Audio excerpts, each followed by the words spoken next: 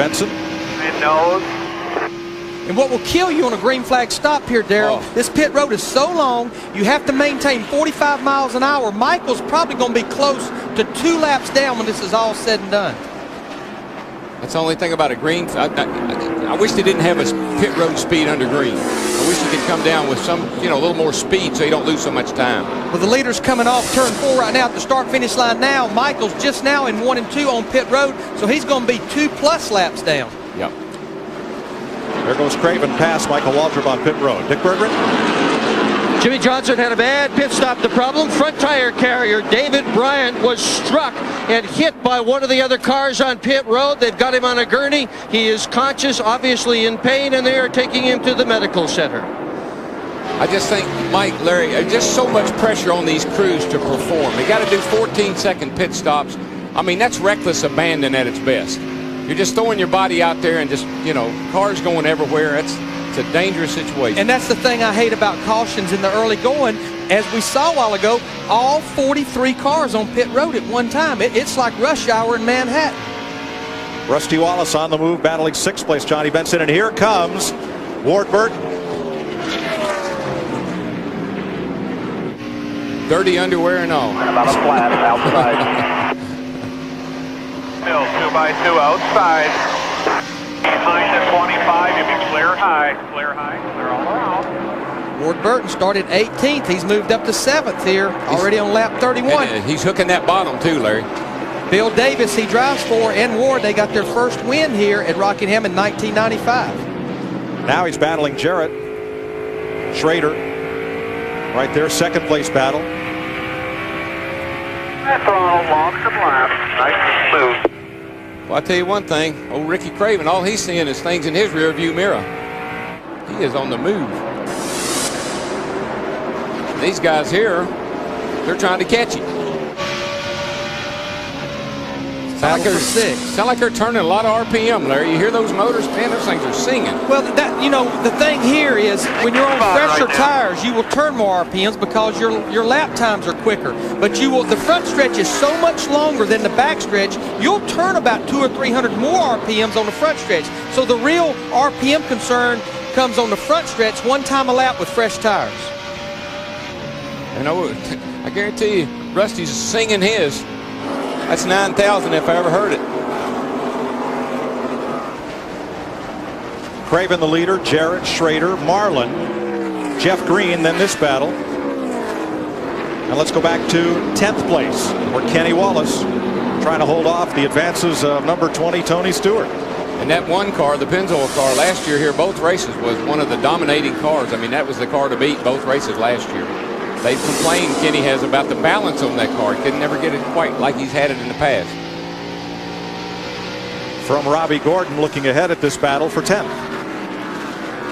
Talk about balance. That means that either the front's not sticking or the rear's coming around, but the car's just not riding on all 4 tires the way he'd like for it to. And I think the real key, we got a report a while ago that the track temperature when this race started was 82 degrees. That's over 20-something degrees warmer than yesterday in the cloudy, cool conditions. It was only 59 degrees. And as we talked in the beginning, what will happen in practice, whatever end of your car is sliding, when that track temperature goes up, normally that end's just going to slide more when it gets hotter and slicker, the racetrack. So, okay, I'm calling in, I'm saying I'm sliding around more than I was yesterday. What are you going to do about it? I'm going to probably work a lot on air pressure. Try to get that air pressure as low as we can get it to grip the racetrack better. One of those drivers who is slipping back, Johnny Benson, number 10, who started 3rd and is now back at 13th. Dick? He's got real problems, Mike. He has called into his crew and told them that he has a potential flat left rear, said the car just isn't driving right. It is all over the place. He had been a hopeful to win today. Right now, Benson needs a caution to come in and fix that thing. The car looks awful loose. I noticed on the first lap, he went into turn 3, the back end whipped out on the thing. So he's been loose from the get-go. Well, and if you have a flat left rear tire because the air pressure's down in it, it's like opening up the rear spring split, and that will make that race car loose. Yeah, he's definitely got a loose condition. And what he's hoping to do, he wants a caution flag. He don't want to come to pit road like Michael Waltrip had to and lose 2 laps. He's wanting that caution flag to come out.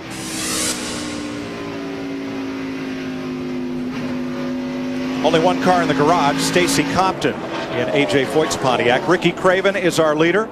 Dale Jarrett, Kenny Schrader, Sterling Marlin, Jeff Green, the top 5. Ward Burton, Rusty Wallace. Matt Kenseth has fought his way from 25th up to 8th. Jerry Nadeau and Tony Stewart round out the top 10 in the Subway 400 on Fox. The Subway 400 on Fox is brought to you by Subway. Subway runs on fresh-made taste. Subway, eat fresh. By Radio Shack. You've got questions, we've got answers. By Napa Auto Parts. Napa, we keep America running. And by Ford Truck. The official truck of NASCAR is built Ford Tough. Ricky Craven leads Dale Jarrett by 1.5 seconds. Jeff Green has moved up into the 3rd position, and Matt Kenseth, who started 25th, has now climbed up to 7th. Quite a run. Craven, though, has been unchallenged since they dropped the green flag. Steve? Hey, Mike, you guys keep a look for lap number 81. That's because Mike Beam knows that if they run 63 laps under green flag conditions, that's when their tires really starting to go away. They tested, as I said, here in January. They got tires after the caution on lap 18. So watch lap number 81 to see if he starts slowing down any. It's 1.3 seconds back to Jarrett, then Green, then Ward Burton, 2.5 seconds off the leader. They've passed Kenny Schrader, who sits 5th. You know, this type of racetrack, Darrell, ever since Ward Burton started running Winston Cup, a track where you have to finesse the race car. It seems like it's always suited Ward's style. Yeah, and he's he doesn't impress me as being that kind of driver, you know. I mean, he's pretty aggressive. He's usually up on the wheel pretty hard and smatting that throttle pretty hard, but these slick racetracks, he's got something figured out. But on our Fox tracks, we saw him eating into Ricky Craven's lead. Low point, 122 miles an hour in the middle of the corner. Well, there's nothing like a win. The next week, I mean, you go in there with your chest all poked out, and Ward's a pretty small guy, but I guarantee he's 9 foot tall and bulletproof here.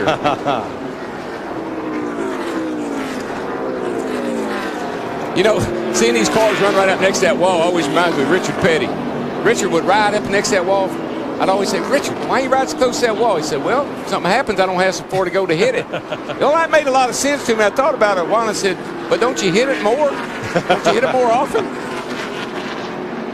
Now, Jeff Green, who is one of those cars on the move, you see his speeds relative to Ward. And he has been on the move. He started back in 15th. Now, again, I think this could be product of running the Busch Grand National race yesterday. He dominated the first part of that race. They made a slight adjustment. I talked to Todd Berry, his crew chief, this morning. He said, Larry, we made one slight adjustment on that race car and jumped the fence. I have to believe they learned from yesterday, and I believe Jeannie Zelasco can add more. Yeah, they're keeping that adjustment top secret because right now he's one of the fastest cars out on the track right now. His crew chief Todd Berry reminding him of that. Sure, yesterday's Busch race helped, but keep in mind, guys, in his last 5 Busch starts here, he scored a win, 3 top 5s, and 5 top 10s. Believe it or not, though, Green is saying that the car is a little too tight coming off the corner, so we have that adjustment to look forward to. Matt? Jeannie, in the second practice session Saturday afternoon, Kenny Wallace was not happy with the 1 car. They were tight. They made a track bar adjustment and a front sway bar adjustment. They felt like they hit upon something.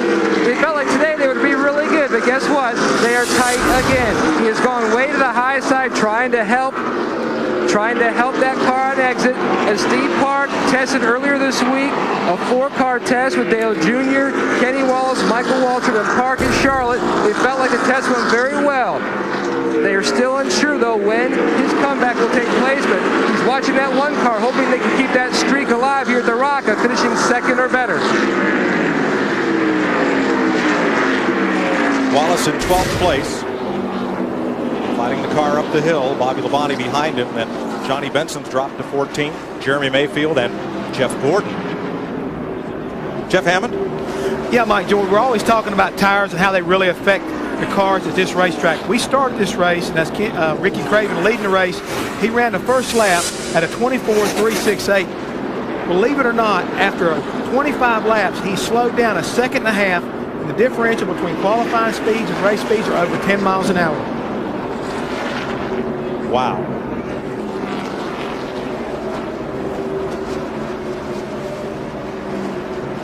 Well, this long run of Green lapping has begun. And there may be a problem with Jeremy Mayfield, Dick. Yeah, maybe a little deja vu, Mike. Remember back in the fall of year 2000, Mayfield led 169 laps before his engine started to miss. His engine started to miss again today. Mayfield, engine trouble. See, that's a thing that you got to worry about on this one engine rule is most of the teams changed valve springs yesterday afternoon after the last practice, and that's something, if there's going to be a problem with these engines, it'll be in the valve train. Rocker arm, valve spring, something to that effect. All right, you see that we're looking at Jeremy Mayfield's now. We're looking at the miles per hour, looking at the tach right there.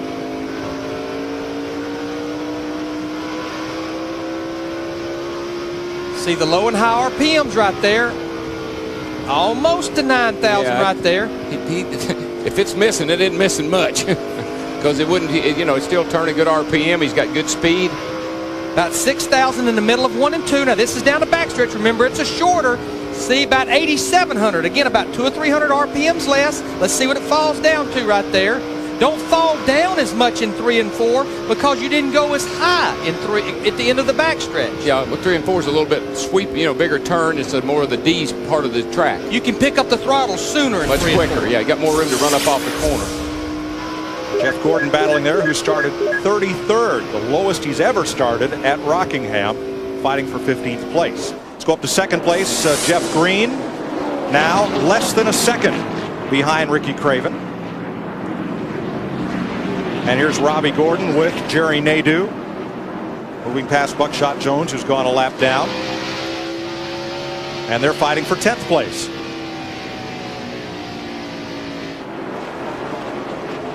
Up front, Craven's lead is disappearing. It is now down to 0.8 of a second. There's Green, the AOL car, and he's got a mirror full of Ward Burton. He sure does. That cat car is looking mighty racy today, guys. It looks like they got the good long run setup up under it. He's coming forward all the time.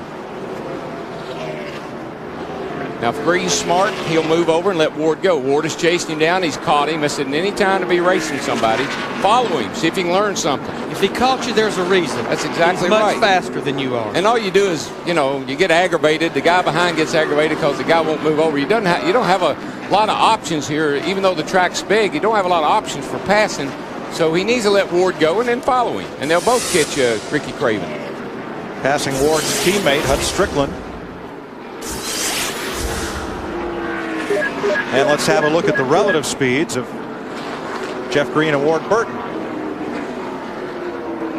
Like down to about 115, 116 miles an hour in the middle of 1 and 2. This is coming down the backstretch.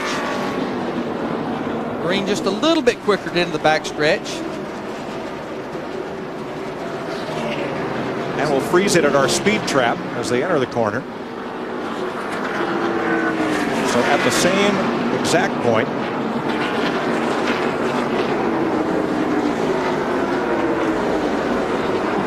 Jeff Green's miles per hour a lot lower than 1 and 2 as he came up on the 4 car of Mike Skinner. Right there, you see it right there. This is at the end of the backstretch. Jeff Green about 2 miles an hour faster than Ward Burton going into turn 3. And and even though you're faster going into that corner, that may not be a plus. You can drive in the corner so hard that you lose time, actually. Jeff Gordon, who had a good last practice yesterday, moving past Johnny Benson. That's for 14. He had a great last practice. He had a terrible first practice. The car looked terrible. He went up and hit the wall. But I talked to Robbie Loomis. They tested here. And he said, Larry,